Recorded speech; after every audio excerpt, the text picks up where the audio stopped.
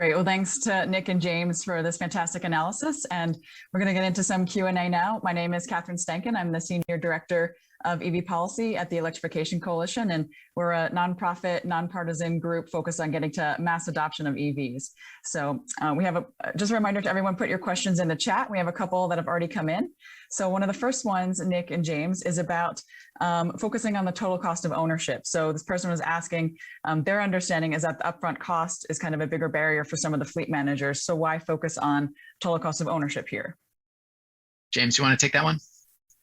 Yes. So in fact, that is correct that the upfront cost is a large barrier. And as Nick mentioned, particularly when budgeting, sometimes often the operating budget and the capital budget are separated. However, looking at TCO is where you see the savings, and you shouldn't discount the lifetime cost to save a little bit on the upfront cost.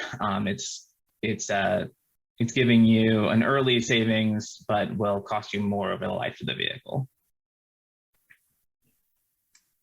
Okay, yeah. I mean, you mentioned, Nick, looking at this kind of holistically now, even in terms of the charging infrastructure, that it's important to install that charging infrastructure now and forecast out to 5 years, because it's better to just rip up the concrete now once and to do that than to do it in piecemeal. So it's kind of the same approach to just look at the overall holistic benefit from electrifying the vehicle at the start. Okay, another question we have here then is, does the analysis take into account GSA's incremental cost?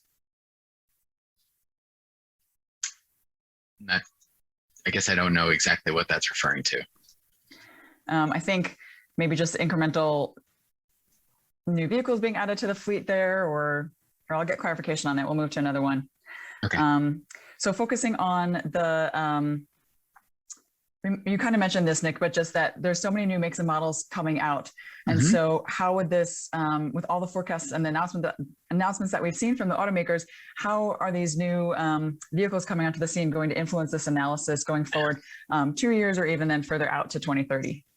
It's a great question. And I have a quick story to tell about our analysis for the state of Washington that I mentioned at the outset, sort of the inspiration for trying to run these numbers for the federal government. We were always trying to base whatever electric alternative we would use to the gasoline or diesel vehicle to something that existed and using prices that we could attain. And so for a lot of the medium and heavy duty vehicles, that was a repowering vehicle, meaning ripping out the drivetrain and the conventional drivetrain and replacing it with a electric drivetrain. And so that's very expensive, as you can imagine. And so just as we're releasing this report, Ford introduces their e-Transit, which cost about 1/3 of the price of the vehicle that we had to model with that was a repowered vehicle. And so that's a long way of saying, as major manufacturers begin to mass produce these vehicles, we're going to see much better price points for them, particularly in the medium and heavy duty space. And so though this analysis is great and everybody should read it, we need to do it continuously every year, every couple of years, because this market is changing so quickly that the numbers are going to change. And there's no evidence that I've seen so far that the numbers will get worse over time. They'll only get better. Yeah, but the message is still to then electrify the fleet now, and that the near-term opportunity is ready and present in here. One more question, a couple more questions. So how, taking into account some of the vehicles in terms of their utilization, how did that play into your analysis there? I mean, the USPS, it's easy to know they're running approximately X miles per day. So you can kind of forecast what the charging looks like a little bit, but how did that work into the non-USPS vehicles? So I'll start just with a quick challenge we faced with some of the data. We don't have, I mentioned earlier with the state of Washington analysis, we had vehicle by vehicle analysis. We had odometers essentially for how often each of these individual vehicles. We even had vehicle identification numbers. For the federal government, it was much more aggregated. We had just basically pickup truck, and this agency owns so many pickup trucks. And we had some very big averages of data. So we had to make some assumptions around the charging practicality of the average vehicle. We also ran a scenario on high mileage vehicles, which I'll turn to James to explain because it's a little wonky from a math perspective. But we did the most accurate analysis we could do with the data we had. Given more access to data on the actual vehicles running around on the streets, we could do a better one, more accurate analysis. But we used the data that we had. Yeah, so we did do an analysis of high mileage vehicles, and so higher mileage vehicles are going to have a better electrical or TCO for EVs because the savings comes in from the operation side, and if you're using your vehicle more, you get more fuel savings, more maintenance savings. To very quickly go over the math, we use the distribution of vehicle mileage that we know from Washington State. And applied that to the federal fleet and found when we created the synthetic high mileage cohort of vehicles that we got better results for a number of vehicles with the TCOs improving and becoming positive for some that were not in 2025. And then all TCOs, of course, improving in 2030. So next question here then is about some of the benefits. So the analysis goes into looking at the total cost of ownership, so financial savings. We've got then, you looked at the criteria air pollutants, you looked at some carbon emission reductions. What are some of the other benefits, potentially not included in the scope of the analysis necessarily, but just broader with transportation electrification? The Representative Kaptur, she mentioned the increase of new jobs in the tech and innovation sectors. So what are some of the other benefits that we'll see from electrifying the federal fleet? I want to take a shot at talking about things at a very high level first, and then at the most individual level, because I think the benefits of electrifying the federal fleet hit all kinds of areas. At a very high level, from a global competitive standpoint, we have hundreds of billions of dollars that have been announced to be invested in the electrification of the transportation sector. And so there is an ongoing battle among governments around the world to try to capture as much of that investment as possible. The US is doing a much better job in the last 8 months than we were in the previous years. And now we're positioned to capture a lot more of that investment. So that's the first thing. And with investment comes jobs and other benefits, of course, as you can imagine. At a very low level, though, we also have the presence of an awareness of electric vehicles and them as an alternative, and frankly, a better alternative than a gasoline or a diesel vehicle. And the presence of the federal government across the United States in rural, urban, and suburban areas is a really great opportunity to demonstrate to the public of what is possible with the electrification of vehicles. In particular, I just want to emphasize U.S. Postal Service. Everybody sees a mail truck, either delivers mail directly to their house outside their mailbox, or they see them parked in cities, in neighborhoods.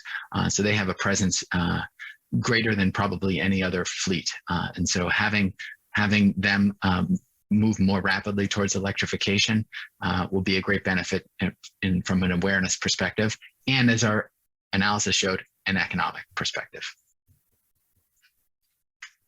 James, did you want to add anything there? Additional benefits that just transportation electrification will bring?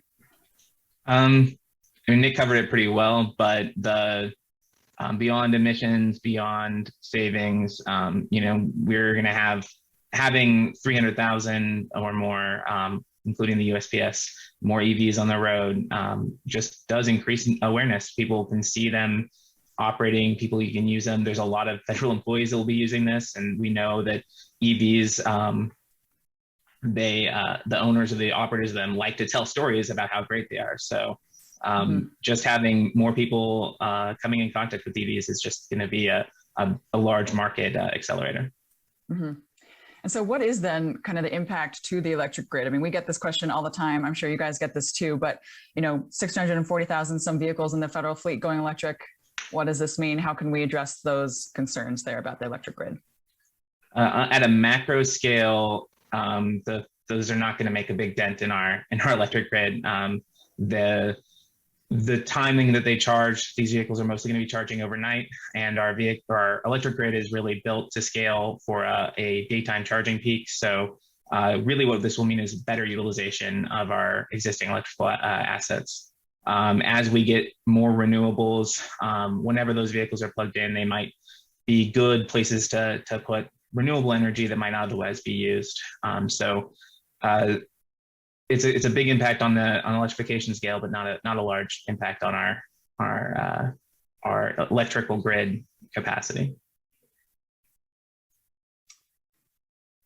So another question here. So was there anything surprising that came out of this analysis that you ran? Anything that caught you off guard?